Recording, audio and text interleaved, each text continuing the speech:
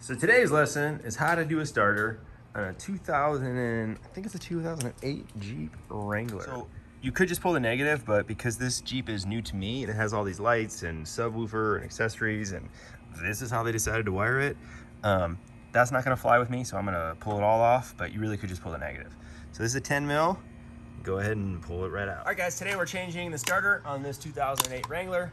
I bought it about a week ago. Whoever owned it before was a moron and had way too much fun with it and did way too little maintenance. So, tools you're gonna need, these Steezy Dad goggles. You're gonna need a 13 mil socket, try to get the shortest one possible, a 15 mil socket, and a 16 mil socket. Now, I don't have a shorty, but the smaller of the drives worked great. I just got that little adapter. I don't know if you have that. If you don't, this would work too. I could have just used this the whole time. Everyone's like, oh, you gotta go buy a shorty. You don't, dude. You don't. The part number for the new starter for the four-wheel drive is 6763S. And the job took us, by us I mean me and my beautiful pregnant wife helping out. Say hi, babe. It took, what do you think, 40 minutes? Yeah. Just because we were talking and chilling, and this had so much dirt and mud, I was like getting frustrated and just like, nope, I'm not doing it. But the old starter's out. The new starter is in.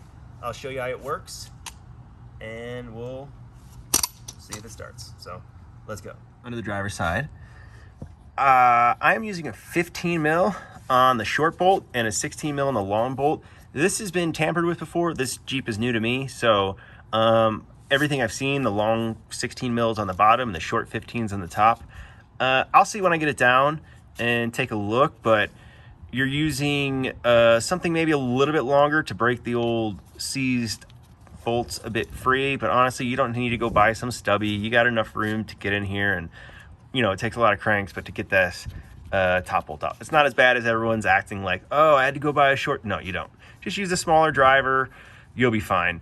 So I'm gonna pull this 15 mil out. I already have the 16 out, and then there's gonna be wire connected to the starter from the back, and it's gonna be a 13 mil, and then we'll slide the heat shield and we'll unclip the connector, pull off the 13 mil nut, and get the other starter ready to go in. So here I have the top one out and the bottom one's coming out like that. This one is shorter and it's a 15 mil. So now we get the starter loose. Let's back it out, and then we'll slide the heat shield off. And a little hard to do with one hand, but I'll slide the heat shield off and remove the connectors. All right, so this little clip right here, if you just push it in a little bit that way and then pinch down, squeeze on it, and then it'll come out. So just give it a little push in, pinch it, kind of push it in, and then it'll come right out. Boom, there you go. And then the next thing we're gonna do is we're gonna grab a 13 mil and pull this off, and then the starter will come out. Now look, I had driven this car for probably about 2.5 hours before I came home, went inside, grabbed something to drink, and pulled it up in the driveway. So I've been kind of like dodging all of the hot radiating heat, let alone just touching it and burning my fingers or something. Maybe don't drive the car for a while, but you know, who has time to just do everything perfect? Not me. Especially when you got a pregnant wife over here. Look at this assistant. Right, so here's a little tip. Maybe don't drive the car for 2 hours before you come and do this. But you know, I'm still doing it. I haven't gotten burnt. So now that I have the starter tilted back, I could just slide the shield off, but it's kind of like bent and been on there forever. So I'm gonna take a 13 mil, start to pull this off, and then the starter will be completely free. I'm gonna move my hands and put the camera down because it's gonna land on my face if I don't. But good thing is I got a nice assistant over here. A little pregnant. Say hi, baby. Hi. Thank you. All right. Make sure you're wearing goggles because, as you can see, this thing is like, woo. Sorry, babe. We got a starter. Here you go, babe. Thank you. New starter. Boom. See, you can get it up easy. Starter access. Literally sits in real easy. Can't mess it up. All right, so the starter's in place. And again, I'm not sure what factory had it, but I'm just gonna put back what it had before. So I'm gonna put the shorter 15 mil on the bottom, and the heat shield catch and nut on the back side of it. I don't know what to say. I'm just gonna throw the heat shield back up as it was. It ain't gonna go anywhere.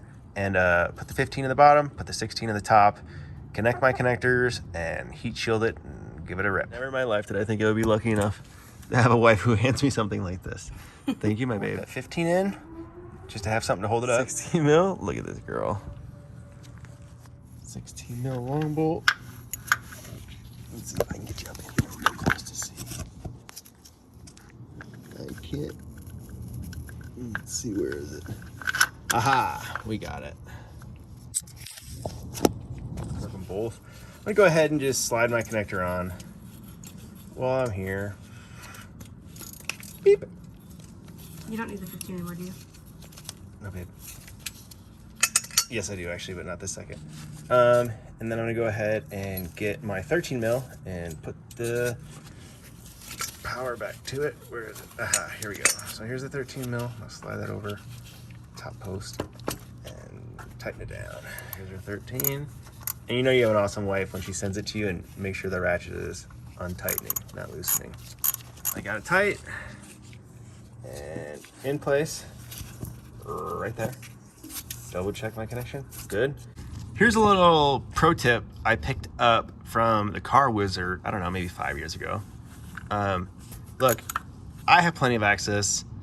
If you were complaining about not being able to get to that bolt and you don't have a stubby, you don't have some kind of a flex socket or whatever approach you would take, just put a socket on there and then put an extension and an extension, and you could put as many as extensions. You could do it from all the way back here. He literally pulls transmission bell housing bolts from like way behind the car with extensions. You know, just a swivel head and 20 extensions. So always think, well, if I can't fit my hand or something up in there, use like super long extensions. And it sounds ridiculous, but it actually literally will save so much energy. All right, we're all torqued, and again, on a stock one from the factory, I'm sure this beautiful heat shield bolt comes through and it all fits perfectly, but look, this is real life. I'm just a dude. I'm not some crazy awesome mechanic. I spent my whole life holding the flashlight for my dad, and I couldn't even do that right. So if you're a pro out there and you don't like all the stuff I'm doing, well, guess what? Cool, I don't really care. I'm just trying to get through, move on to another day, and have it work. So I'm gonna drop the phone and put the heat shield up, and then we'll see if it starts. So mistakes. The only mistake I think that I really made today was waiting to put the heat shield on, because this heat shield was all torn apart when I took it off. The inner paper linings just bunched and crinkled, and I don't really want to rip it all out. But frankly, it needed a heat shield. However, once you get it over, it's kind of like aluminum foil. Kind of just get it on, get it there, separate it in between the muffler, and it ain't going nowhere. You know, it's like a Chipotle burrito right there. The starter is in, the heat shield's on, and I'm gonna reconnect the battery with that 10 mil again and see if we can get her to run. So here we go.